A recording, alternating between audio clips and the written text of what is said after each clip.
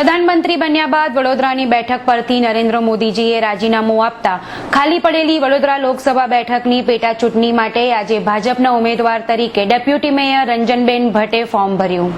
દરેક વખતે કંઈ નવું કરવાની ટેવ ધરાવતા મોદીજીએ વડોદરાની લોકસભાની પેટા ચૂંટણીમાં તમામ અટકળોને ખોટી સાબિત કરી રંજન ભટ્ટ નામના એક અદના કાર્યકરને ટિકિટ આપી।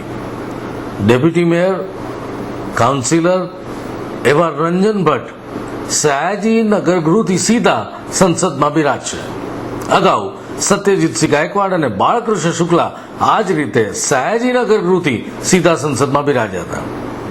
આજે ફોર્મ ભરવાની આખરી તારીખે સવારે જ્યુબિલી બાગ વિસ્તારમાં માહોલ ખડો થયો કેસરિયા રંગનો, કારણ ફોર્મ ભરવાની ઘડી આવી ચૂકી હતી અને પંચમુખી મહાદેવના દર્શન કરીને રંજનબેન ફોર્મ ભરવા નીકળવાના હતા।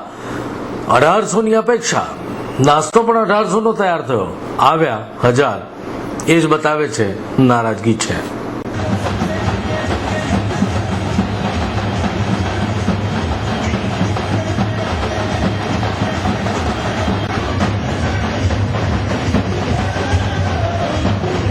મહિલાઓના ગરબા માંડ પૂરા થયા ત્યાં તો રંજનબેનની એન્ટ્રી પડી।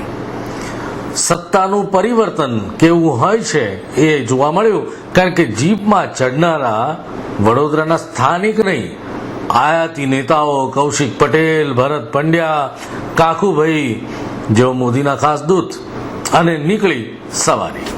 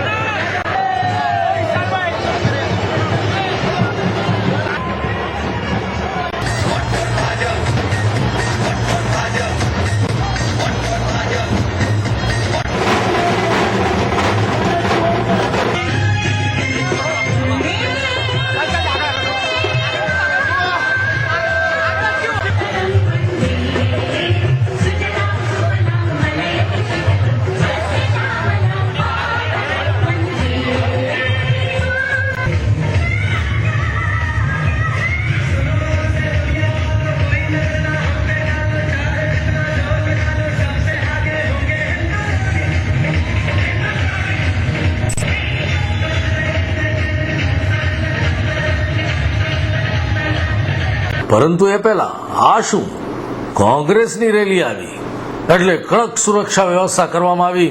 કોંગ્રેસની રેલી માટે જગ્યા કરવામાં આવી। રાવત એમના બનાવેલા રથમાં, સુશોભિત રથમાં પધાર્યા અને યોગેશ પટેલે અભિનંદન પણ આપ્યા।